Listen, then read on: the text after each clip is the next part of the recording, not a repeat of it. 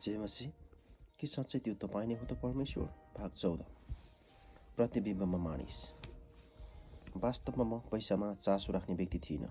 5 वर्षीय क्यारेन र 2 वर्षीय डेभिडको साथमा टाढिएर म लोजानको होटल गल्फसँग जोडिएको एक 4 कोठी घरमा बस्दै आएका थियौँ तापनि म पैसा सम्बन्धी क्षेत्रहरूमा मार्गदर्शनको अत्यन्तै चासो राख्दथेँ। साथै हामीले पानी जहाज खरिद प्रक्रियाको लागि तीव्र रूपमा अगुवाई प्राप्त गरिरहेका थियौँ। म आफैले त्यो पानी जहाज देखेको 4 महिनापछि मैले मेरो व्यवस्थापन सहायक वाली भेन्सलाई युनियन स्टिमसिप कम्पनीसँग यो जहाजको बारेमा वार्ता गर्न न्युजिल्यान्ड पठाएँ। हामी 1973 को सेप्टेम्बर 4 तारिखका 72,000 अमेरिकी डलर महिना गर्ने कुरामा सहमत भयौँ। अरू बाँकी चाहिँ 30 दिनभित्र तिर्ने गरी सहमति पत्र पठायौँ। तुरुन्तै हामी उत्साहित भयौँ। मलाई एउटा व्यापारीले इङ्ल्यान्डबाट फोन गरेर परमेश्वरले उहाँलाई वाइवामको निम्ति केही गर्न भन्नुभएको कुरा बताउनु भयो। उहाँले पठाउनु भएको पैसा हामीलाई महिनाको लागि चाहिनेभन्दा बढी थियो। न्युजिल्यान्डको प्रेसले पनि युवा मिसनरीहरूलाई परमेश्वरले पानी जहाज किन्न भन्नुभएको र उनीहरूले यो कुराको दाबी गरेको विषयमा छापेको कुरा वाली बेन्सले मलाई फोन मार्फत अवगत गराउनु भयो। त्यो पानी जहाज न्युजिल्यान्डमा धेरै समयसम्म सेवारत थियो, त्यसैले त्यो त्यहाँ चर्चित थियो। मानिसहरूले हाम्रा कुराहरूमा धेरै चासो राखेका थिए, त्यसैले छिट्टै नै यो देशका मानिसहरूले हाम्रो कुरा थाहा पाए। हामीलाई निश्चयता भयो। विगतका दिनहरूमा हामीले पाएको सफलतालाई हेर्दा यो कुराले हाम्रो निश्चयतालाई अझ बढी ऊर्जा दियो। हामीले यो तथ्यलाई अझ जोड दिँदै प्रेस मार्फत यी थप वाक्यांशहरू पनि प्रश्नायौँ कि परमेश्वर उहाँका प्रजाहरूसँग केवल बोल्नु मात्र हुन्न तर जुटाउनु पनि हुन्छ। यो कुरा पत्रिकामा राम्रो देखियो र शीर्षक यसरी लेखियो, युवाहरू भन्छन् कि परमेश्वरले हामीलाई पानी जहाज दिनुहुनेछ। अबको 30 दिनमा पानी जहाज न्युजिल्यान्डदेखि क्यालिफोर्नियातर्फ लाग्नेछ पनि घोषणा पनि गऱ्यौँ, जबकि हाम्रो तिर्नुपर्ने पैसा अझै बाँकी थियो। त्यो जहाज अबको 2 महिनामा अर्थात् अक्टोबरको मध्यतिर त्यहाँ पुग्थ्यो। म एकदमै उत्साहित थिएँ। त्यसो नहोस् पनि किन, हरेक दिन हामीले नयाँ छुटकारा देख्दथ्यौँ, या त त्यो स्वयंसेवकको रूपमा होस् वा पैसा अथवा त्यो विशेष भेटीको रूपमा। एउटा कम्पनीले पानी जहाजलाई पुरै सेतो रङ सित्तैमा लगाइदिने प्रतिज्ञा गरेको थियो। क्वीन एलिजाबेथ द्वितीयले भित्री भागको मर्मत सम्भार तथा सजावट सित्तैमा गरिदिने भयो। केही किसानहरूले गरिबहरू कहाँ पुर्याउनका लागि अन्न र मासुहरू दिने प्रतिज्ञा गरे। अत्यन्तै महत्त्वपूर्ण कुरा चाहिँ मनिलाको एक व्यापारीले खरिद गर्दा लाग्ने बाँकी सबै मूल्य चुक्ता गरिदिने प्रतिज्ञा गरेका थिए। अब त केवल ती व्यापारीको पैसा फिलिपिन्सबाट पठाउने काम मात्र बाँकी थियो। पानी जहाज सम्बन्धीको दर्शन पुरा हुन सबै कुराहरू तीव्र गतिमा भइरहेका थिए। साधारणतया ती भएका कुराहरूबाट हुने छुटकाराको व्यवस्थापन गर्ने कुराले मलाई घुमाइरहेको थियो। एक दिन मलाई मेरो गति अलि मन्द गर्नुपर्ने उहाँको महसुस भयो। वास्तवमा मैले प्रार्थना र उपवाससहित परमेश्वरसँग एक्लै दिन बिताउन आवश्यक थियो। सबै कुराको परिवर्तन त्यो हप्तामा भइदियो। म बाइबलबाट हिब्रूको पुस्तक खोलेर शान्तसाथ प्रार्थना गरिरहेको थिएँ। ममा 81:12 अध्यायको 26 र 27 पदको वचन त्यो पेजैबाट जीवित भएर आयो।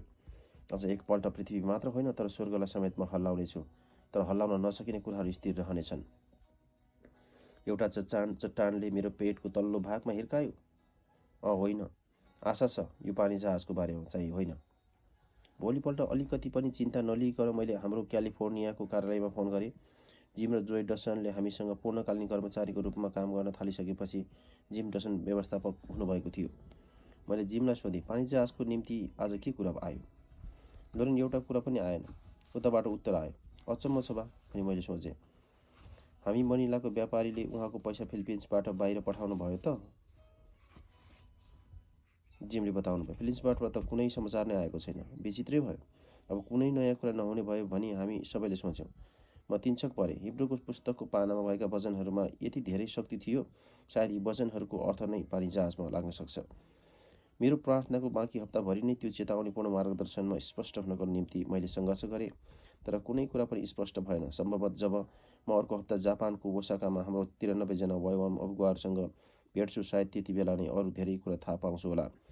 झुन्डगत रूपमा परमेश्वरको आवाज सुनेका असल अनुभवहरू हामीमा थिए। युनियन स्टिमसिप कम्पनीलाई पैसा चुक्ता गरिसक्नुपर्ने समयको केवल 2 हप्ता अगाडि नै मैले डार्लिनलाई चुम्बन गरेर बिदाबारी भएर कोरियाको सियोलमा एउटा महत्त्वपूर्ण अवतरण गर्दै म जापानको ओसाकातर्फ लागेँ। त्यो सामान्य प्रक्रिया मात्र एक अर्थपूर्ण अवतरणमा परिणत भइदियो।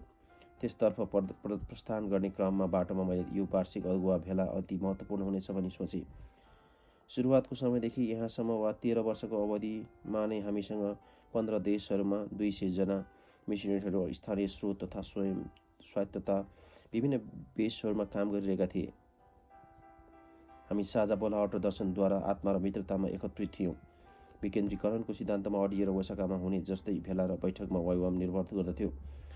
हाम्रो एक अर्का बीचको सम्बन्ध हामीलाई आपसमा टाँस्ने गम जस्तै थियो। यदि हल्लाउने कुरा चाहिँ पानी जहाजकै बारेमा परमेश्वरले भनिरहनु भएको थियो भने यो कुराले मेरो स्थानलाई अझ अप्ठ्यारो बनाएको थियो। मेरा साथीहरू डन स्टिफन्स त्यहाँ हुनेछन् र जिम जोय र डसन, मेरी बहिनी जेनी र उनका श्रीमान जिम कलाफी र उनकी श्रीमती टापुहरू 20 जनालाई भेटेर पानी जहाज डुब्ने खतरा छ भनी भन्नुपर्दाको सोचाइले म भयभीत थिएँ। हवाईजहाज धेरै माइल अगाडि बढ्दै जाँदा मैले सोच्दै थिएँ सायद हिब्रूको पुस्तकबाट मैले प्राप्त गरेको चेतावनीले पानी जहाजको बारेमा भनेको छैन होला। अलिअलि गरेर मेरो निश्चयता पुनः पलायो। हाम्रो विमान सियोलमा रोकिँदा मैले सहायक वाली बेन्चलाई न्युजिल्यान्डमा फोन गरेँ। उहाँ अत्यन्तै सकारात्मक हुनुहुन्थ्यो। विभिन्न 10वटा देशहरूबाट आएका 110 जना पानी जहाजका कर्मचारी सदस्यहरू जहाजको तल्लो भागदेखि माथिसम्म सफा गर्न र रङ लगाउनमा लागि कडा परिश्रम गरिरहेका थिए। जुन अनौठो घटनाहरू एकपछि अर्को गर्दै भइरहेका थिए तिनै मेरो निश्चयताको निम्ति कारण बनेर त्यसले नै मलाई निश्चित बनायो। भोलिपल्ट बिहानै सबेरै म भुइँमा लगाएको कडा खालको एसियन ओसियानमा पल्टिएर प्रार्थना गर्दै थिएँ। अबको 3 दिनमै म ओसाकामा हुने सम्मेलनको निम्ति उड्दै थिएँ। पानी जहाजको पैसा तिरिसक्नुपर्ने म्याद केवल अब 10 दिन मात्र बाँकी थियो। बिस्तारै मैले मेरो मनलाई शान्त गराएर उहाँमा केन्द्रित हुँदै भरोसा गर्दै र उहाँलाई आराधना गर्दै उहाँको आत्माले मेरो मनमा भन्न चाहनुभएको कुरा सुन्नलाई तयारी भएँ। एक्कासी म एउटा मानसिक तस्बिरलाई देख्न थालेँ। त्यो मैले 17 वर्ष अघि छालहरूको बारेमा देखेको भन्दा फरक थिएन, तर यो समयको दर्शन पनि डर लाग्दो थियो। म आफू वाइवामका अगुवाहरूका भिड अगाडि उभिरहेको थिएँ। म एकदमै उत्तेजित हुँदै घोषणा गर्न थालेँ, हामीले पानी जहाज पाएका छौँ। परमेश्वरले हामीलाई माउरीको लागि पैसा दिनुभएको छ। भिड एकदमै प्रसन्न भयो, हातहरू हल्लाउँदै कराउन थाल्यो। त्यसपछि एकाएक मैले मेरो बायाँ छायाको देब्रेपट्टि हामीहरू कसैले पनि वास्ता नगरिएको एउटा चित्र देखेँ। मैले उहाँको अनुहारलाई नजिकैबाट राम्रोसँग हेरेँ। उहाँ दुखित हुनुहुन्थ्यो। त्यसपछि यसले मलाई विह्वल बनायो, कारण थियो कि त्यो व्यक्ति त येशू ख्रीष्ट पो हुनुहुँदो रहेछ। हामीले उहाँलाई व्यवस्था गरिरहेका रहेछौँ। हामीले पानी जहाजलाई प्रशंसा गरिरहेका रहेछौँ र येशूलाई बिर्सिएका रहेछौँ। म यो भयावह दृश्य खप्न नसकेर त्यो कडा ओछ्यानमा घोप्ट परेँ। हे परमेश्वर, मलाई क्षमा गर्नुहोस्।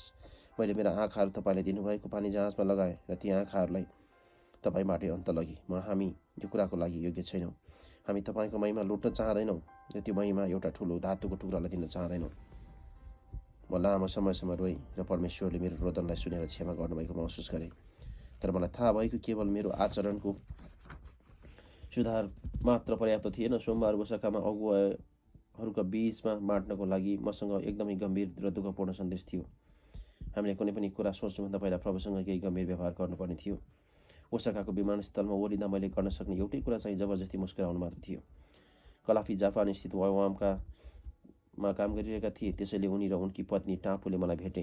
कलाफी बदलिएका थिएनन्, केवल उनको हड्डी देखिने शरीर अलि मासुले भरिएछ। तपाईँ त अहिले टोङ्गाली राजखलक जस्तै देखिनुहुन्छ नि। अहिले नै मैले दुःख नपोखाउने प्रयास गर्दै भने। कलाफीकी श्रीमती चाहिँ कलाफीभन्दा होची थिइन्, साथै तिनी सुन्दरी, कालो नरम घुमेको कपाल भएकी एक लजालु मुस्कान छाड्ने व्यक्ति थिइन्। उनीहरूले मलाई आफ्नो भ्यानमा राखेर बडो आत्मीयता साथ हाम्रो सम्मेलनको निम्ति तयार गरिएको एक अति असाधारण होटलतर्फ लगे। रिज अति आरामदायी चाहिँ छैन, कलाफीले भने। हाम्रो गाडी अगाडि बढ्दै गर्दा हामीले उनीहरूको कामको बारेमा कुराकानी गर्यौँ। यो मेरो परिकल्पना हो या मैले याद गरेँ भन्दा उनी कम प्रसन्न देखिएका हुन्, थाहा छैन, तर मैले त्यो अनुभव गरेँ। सायद धेरै वर्ष भएर होला मैले उनलाई पहिलो पटक 6 वर्ष न्युजिल्यान्डमा भेट्दा उनी केवल 18 वर्षका थिए र हाडछालामा पातलो थिए। कलाफी जोसिलो हुँदै उनीहरूले विश्वविद्यालयका विद्यार्थीहरू बीचमा गरिरहेको कामको बारेमा बताउँदै मेरो प्रश्नको जवाफ दिए। त्यसैले मैले मेरो पहिलो प्रभावलाई मेटाइदिएँ। कलाफीले ओसाकाको बाहिरी भागमा अवस्थित ओट्सु सहरको 2 तले अत्यन्तै कम सुविधायुक्त साधारण होटलको अगाडिपट्टि गाडी रोक्नुभयो। म त्यो भुइँमा चिप्स बिछ्याइएको हलभित्र पस्दै गर्दा वाइवामका मेरा साथीहरू अभिवादन गर्नको लागि दगुरेर आए। हरेक महिला तथा पुरुषको मुहार प्रसन्न थियो र मैले पनि शान्तपूर्वक मेरो निराशाजन्य गोप्यतामा सतर्कता अपनाएँ। त्यो जापानी होटलले मेरो लागि कडा प्लास्टिकको चप्पल, एउटा तौलिया र एउटा तन्नाको व्यवस्था गरिदियो। त्यसपछि म ढुङ्गाको खुड्किलो चढेर आफ्नो कोठातर्फ उक्लेँ र तन्नालाई खाटमा ओछ्याएर पल्टिएँ। मैले त्यो दिउँसो कुनै बैठक गर्ने विचार गरिनँ। दोस्रो तलामा चाहिँ सभा सम्मेलन गर्ने कोठा रहेछ, जहाँ 3वटा लाइनमा अर्धगोलाकार प्रकारले मिलाएर राखिएका कुर्सीहरूले हामीलाई पर्खिरहेका थिए। हामी आफ्नो ठाउँमा बस्यौँ। त्यो नाङ्गो कोठामा हेर्दै म सोच्न थालेँ, यहाँ हामीलाई मिटिङमा बाधा दिने कुरा त केही छैन। जसरी म अगाडि उभिएँ, मलाई थाहा भयो कि हरेक आँखाहरू जहाजको बारेमा तत्काल भइरहेका शुभ समाचारलाई सुन्नलाई तीक्ष्ण रूपमा मतर्फ केन्द्रित थिए। तर त्यसको सट्टामा मैले परमेश्वरले मलाई दिनुभएको दर्शन हामीले धातुको एउटा ठुलो टुक्रालाई प्रशंसा गरिरहेको र येशू भन्ने पछाडि छायामा दुखित हुनुभएको कुराको बारेमा बताए। वास्तवमा यो एउटा साधारण कथावस्तु थियो। हो, परमेश्वरले हामीलाई पानी जहाज किन्नलाई दर्शन दिनुभएको थियो। हामीले उहाँको आवाज सुन्नलाई सिकेका सबै तरिकाहरूको प्रयोगद्वारा बारम्बार उहाँले हामीलाई यो कुराको निश्चयता दिनुभएको थियो। उहाँले ज्ञानी ज्योतिषीको सिद्धान्तलाई प्रयोग गर्नुभएको थियो र धर्मशास्त्रका पदहरूबाट पनि निश्चयता दिलाउनु भएको थियो। उहाँले पैसा र मानिसको प्रबन्ध गरिदिनु भयो र हामीलाई त्यो भित्री निश्चयता दिनुभयो। तर हामी उहाँको निर्देशनलाई प्रयोग गर्ने तरिकामा असफल भएका थियौँ। हामी निर्बुद्धिमानीपूर्वक उपहार दिने कर्ताबाट उपहारतिर फर्किएका थियौँ। तत्कालै हरेकले प्रतिक्रिया जनाए। सबैले प्रतिक्रिया झन्डै एउटै खालको थियो। उहाँहरूको प्रतिक्रिया पनि सियोलको एसियन ओछ्यानमा मैले अनुभव गरे जस्तो थियो। कोहीले आफ्नो शिर झुकाएर बसे, कोही रुन त कोही चिच्याउन थाले। छिट्टै हामी रुन थाल्यौँ। कडा स्वभावका महिला र पुरुषहरू पनि रुन थाले। हामीसँग पानी जहाज भएको कारण आनन्द मनाउनको लागि होइन, तर हामीले परमेश्वरलाई पहिलो स्थान दिनलाई असफल भएकोले अथवा उहाँको महिमा हामीले लुटेको कुरा स्वीकार गरेर पश्चाताप गर्न हामी 6 दिनसम्म सँगै रह्यौँ। दिनदिनै यो पश्चातापको प्रक्रिया निरन्तर चलिरह्यो। त्यहाँ भएका मध्ये कलाफी एक हुनुहुन्थ्यो। उहाँ बोल्न थाल्नुभयो। उहाँ उभिनु भयो र शिर झुकाउँदै आफ्नो वैवाहिक सम्बन्धमा समस्या आएको कुराको छोटकरीमा उल्लेख गर्नुभयो। कलाफी टापु के यो समस्यामा छन् त? म अचम्मित हुँदै आफैलाई सोधेँ। कलाफीले विस्तृत रूपमा केही भनेनन्, तर पनि उनको बारेमा अन्य केही धेरै कठिन कुराहरू पत्ता लागिरहेका थिए। यद्यपि मैले कलाफीलाई सहायता गर्नको लागि उनलाई एक्लै भेटेर कुरा गर्ने मौकै पाइनँ। हरेक दिन हामी दोषपूर्ण गरौपनाका भावनाहरूलाई परमेश्वरमा राख्ने आशा राख्दै त्यो नाङ्गो र बुयल बैठक कोठामा आयौँ। साथै हामीले हरेक दिन शुद्धिकरणको निम्ति आवश्यक नयाँ क्षेत्रहरू प्राप्त गऱ्यौँ। परमेश्वरको भयानक पवित्रताको एक पीडादायी सचेतताले यो कोठालाई ढाकेको थियो। हामीले ठुलो झुन्डगत कमजोरीहरूको महसुस गर्न थाल्यौँ। सबैभन्दा ठुलो समस्या चाहिँ घमण्ड थियो र अर्को ठुलो त्रासदीपूर्ण कुरा चाहिँ युथ विथ अ मिसन, परमेश्वरको मनपर्ने औजार हो भनी हामीले सोचेका थियौँ। हामी सबैभन्दा आत्मिक मिसन हो भनी हामीले सोचेका थियौँ। हामीले अरूले भन्दा धेरै विश्वासको बारेमा सिकेका छौँ। हामीसँग छुटकाराका ठाउँहरू छन् भन्ने जस्ता कुराहरू हामीले हाम्रो हृदयको भित्री भागमा पायौँ र ती घिनलाग्दा थिए। पहिलो पटक मैले न्यायको दिनमा परमेश्वरको अघि उभिँदा कुनै कुरा कस्तो हुनेछ भन्ने चित्रलाई देखेँ। केवल आफैलाई उहाँको कृपामा सुम्पिदिनु बाहेक त्यहाँ अरू गर्न सक्ने कुरा नै थिएन। जसरी हामी 7औं दिनमा मधुर आवाजमा गाइरहेका थियौँ, यति नै बेला एउटा हामीमा गहिरो मौनता छायो। उषाका बाहिर अवस्थित त्यो होटलको दोस्रो तलामा भएको सम्मेलन कक्षमा परमेश्वर हिँडिरहनु भएको कुरा हामीले आत्माको भित्री प्रभावद्वारा थाहा गऱ्यौँ। उहाँले सम्पूर्ण दोषलाई मेटाइदिनुभयो। हामी शुद्ध भयौँ र क्षमा पायौँ। यो आनन्दमय समयपछि उहाँले पानी जहाजको बारेमा केही भन्नुहोला भनी मैले निरन्तर सोचिरहेँ। तर यस्तो भएन।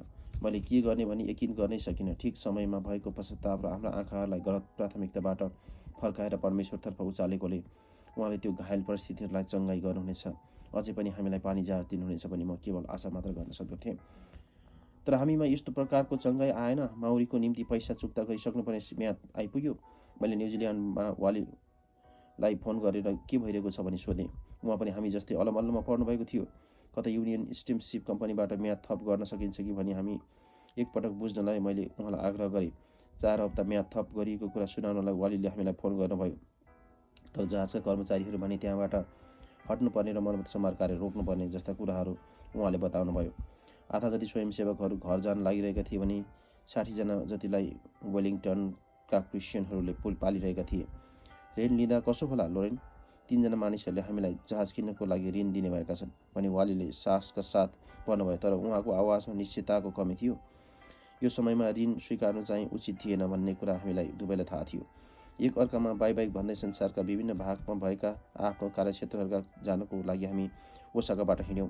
हामीमा उत्पन्न त्यो नयाँ परिस्थितिको कारण अन्योलग्रस्त हुँदै भर्खरै मात्र स्विजरल्यान्डबाट क्यालिफोर्नियातर्फ उडेर मेरो प्रतीक्षामा बसिरहेकी डार्लिनलाई भेट्न म त्यहाँतिर लागेँ। डार्लिन र मैले क्यालिफोर्नियामा माउरीको आगमनको लागि हामी त्यहाँ पुग्ने आशा राखेका थियौँ। संयुक्त राज्य अमेरिका फर्किएपछि हामीले लामो समयसम्म प्रार्थना गर्ने व्यवस्था मिलायौँ। कि यो साँच्चै तपाईँ नै हो त परमेश्वर? मैले आफैलाई घरिघरि यही कुरा दोहोऱ्याएको पाएँ। परमेश्वरले हाम्रो पानी जहाज सेवकाईलाई किन चङ्गाई गर्नु भएन त? सम्भवतः अबको 3 हप्ता वा नोभेम्बर 2 मा हाम्रो म्याद सकिनु अघि उहाँले यसो गर्नुहोला। प्रिय प्रभु, हामीलाई सहायता गर्नुहोस्, तपाईँ के गर्दै हुनुहुन्छ भनी बुझ्नलाई हामीलाई सहायता गर्नुहोस् भनी यसरी नै डार्लिनले प्रार्थना गरी। आखिर यो प्रार्थनाको उत्तर आयो नै। हाम्रो ओसाका सम्मेलनमा सहभागी एकजना व्यक्तिद्वारा भएर यो कुरा हुन आयो, जोय डसन, जसले केही समयपछि फोन गर्नुभयो। जोयले भन्दै जानुभयो, लरेन, मैले भर्खरै मात्र लाजरसको बारेमा पढेर सकेको छु। म येशूले लाजरसलाई चङ्गाई नगर्न छान्नु भएको खण्ड पढ्दै थिएँ। उहाँको साथीको निधन नभएसम्म उहाँ पर्खनुभयो। त्यसपछि उहाँले पुनरुत्थान गराउनुभयो।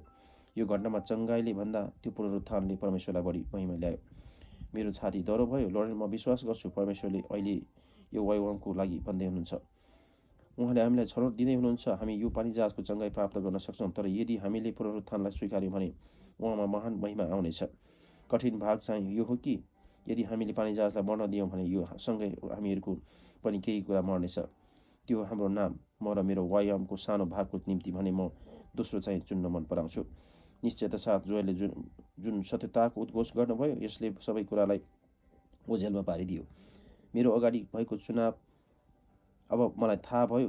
हामीले फोन राखिसकेपछि त्यो निश्चित गर्नको लागि मैले एकल प्रार्थना गरेँ, तर मेरो मनमा केवल यो सत्यता बढेर बृहत हुँदै गयो। परमेश्वरलाई अझ महान महिमा दिनको लागि उहाँले हामीलाई त्यो मौका दिँदै हुनुहुन्थ्यो। उहाँ हाम्रो सपनालाई मर्न दिएर यसलाई पुनरुत्थान गर्न चाहनुहुन्थ्यो। हो, निस्सन्देह प्रथम त माउरीको निम्ति भएका योजनाहरू मर्नु पर्दथ्यो, वास्तवमै मर्नु पर्थ्यो। ती योजनाहरूसँगै हामी पनि मर्नु पर्दथ्यो। हाम्रो बारेमा न्युजिल्यान्डको पत्रिकामा लेखिएका सबै कुराहरू तथा विशेषतः त्यो समय जब हामीले हल्का रूपमा परमेश्वरले हामीलाई पानीजहाज दिनुहुनेछ भनेका कुराहरू सम्झँदै मैले थाहा गरेँ कि अब न्युजिल्यान्डका मानिसहरूसँग केही कुरा मिलाउनु आवश्यक छ। मानिसहरूले परमेश्वरमा राखेको भरोसामा अगाडि पुग्न सक्छ। परमेश्वर बोल्नुहुन्छ र जुटाउनुहुन्छ भन्ने कुरामा मानिसहरूले शङ्का गर्न सक्दछन्। म बसेर न्युजिल्यान्डको खबर पत्रिकालाई सम्बोधन गर्दै एउटा पत्र लेखेँ। पछि सोही पत्र अनुसार परमेश्वरले हामीलाई पानीजहाज किन्नलाई निर्देशन दिनुभयो। तर त्यो पानीजहाजलाई नै परमेश्वरभन्दा बढी आदर गरिएकोले हामी यो कुरामा असफल भयौँ भन्ने बेहोरा सो पत्रिकामा छापियो। तत्कालै प्रतिक्रिया पनि आयो र त्यो विरोधाभासपूर्ण थियो। यस्तो प्रकारको विरोध खास गरी ती क्रिस्चियनहरूको बीचमा भएको थियो जसले हामीलाई काल्पनिक दाबी गरेको भनी औल्याएका थिए। म के भन्न सक्थिनँ। मैले थाहा पाएको कुरा यही थियो कि 4 हप्ताअघि जब मैले हिब्रूको पुस्तक पढेँ त्यहाँ लेखिएको थियो जुन कुरा हल्लाउन सकिन्छ त्यो कुरालाई परमेश्वरले हल्लाउनुहुन्छ। ठिक त्यही समयदेखि नै पानीजहाजको लागि $1 पनि आएन। बितेका 6 महिनाको समयभन्दा अत्यन्तै पृथक ढङ्गले एउटा कुराको निम्ति पनि प्रतिज्ञा वा वचन हामीमा आएन। एउटा पनि थप कामदार वा सेवकको छुटकारा भएन। केही भएन। फिलिपिनी सरकारले हाम्रो साथीको व्यक्तिगत बचतलाई चलान गर्ने कुरालाई अझै इन्कार गरिरह्यो। मानिसहरूले ती परिवर्तित घटनाहरूलाई थाहा नपाए पनि आखिर सबै कुराहरू यसरी नै भइरहेका थिए।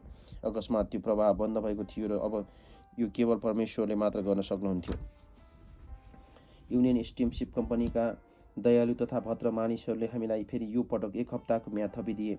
हामीले स्वीकार गर्यौँ किनभने कस्तो प्रकारको पुनरुत्थान परमेश्वरले गराउनुहोला भनेर हामीलाई थाहा थिएन।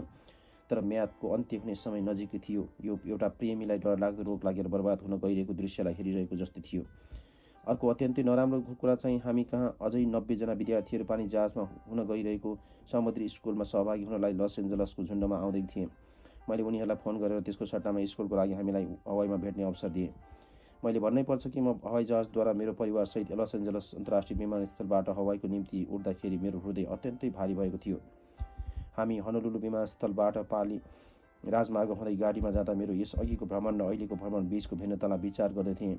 सूर्यको प्रकाश उस्तै थियो। डायमन्ड हेड वरिपरिको सफा निलो पानी उस्तै थियो। स्थानीय रुखहरूका पहेँला सेता र गुलाबी फुलहरूमा कुनै भिन्नता आएको थिएन। होइन, फरक त म भित्र पो थियो। म पहिला हवाई आउँदा ममा भरपूर आनन्दमय आशाहरू थिए। डार्लिनसँगको लामो अनुपस्थितिपछिको भेटमा भएको नवीन अनुभव तथा हामीले कहिल्यै नदेखेको भिन्नै प्रकारको स्कुलको योजना बनाउँदाको त्यो अनुभूति थियो। हामी यो समय हवाईमा पर्खनको लागि मात्र आएका थियौँ।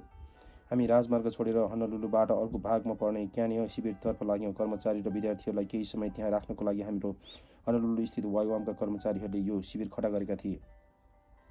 यो शिविरको गाडी बिसाउने छेउमा क्यानिय खाडीतर्फ फर्किएको डाइनिङ कोठा, बैठक कोठा र भान्सा कोठाहरू थिए। त्यो गाडी बिसाउने छेउमा एउटा पैसा तिरेर फोन गर्न सकिने ठाउँ पनि थियो, तर त्यो टेलिफोन बुथ चाहिँ थिएन। त्यो फोन बाकसको सुरक्षाको निम्ति खम्बामा प्लास्टिकले घेरिएको थियो। यो शिविरमा त्यो मात्र एउटा फोन उपलब्ध थियो। माउरीको कारण हामी जटिल परिस्थितिबाट गइरहेकाले मलाई थाहा थियो कि म त्यो फोन अगाडि धेरै उभिनु पर्नेछ। डार्लिन, म र हाम्रा नानीहरू चाहिँ अधिकांश भाग काठले बनेको र माथिल्लो भागमा जाली फिट गरिएको कोठातर्फ लाग्यौँ। त्यहाँ साना व्यक्तिगत कोठाहरू थिएनन्, साथै पानी निकास पनि थिएन, शौचालयहरूको पनि छुट्टै भवन थिए। यो केवल एउटा शिविर मात्र थियो, तर यो साधारण बसोबासको समयमा नै हामीले मार्गदर्शनका अति महत्त्वपूर्ण अनुभवहरू प्राप्त गऱ्यौँ। परमेश्वरले यहाँ सबैलाई आशिष दिनुभएको होस्। हामी फेरि पनि भाग 15मा भेटाउनेछौँ। हस्, सबैलाई जय मसीह।